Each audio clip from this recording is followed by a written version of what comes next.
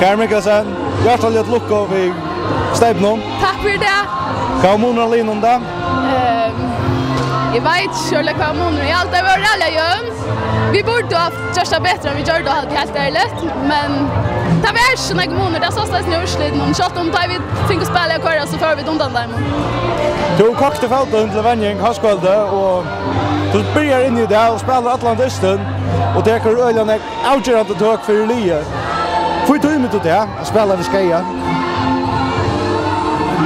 Jag vill säga att det är som distration, det är det största som vi kommer till och detta har vi klätt oss till och arbetat väldigt hårt upp i motor.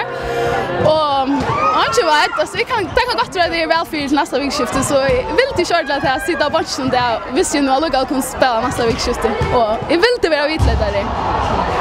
Så det gör inte om du har sin rätt barn och nu och i morgon och omorgon.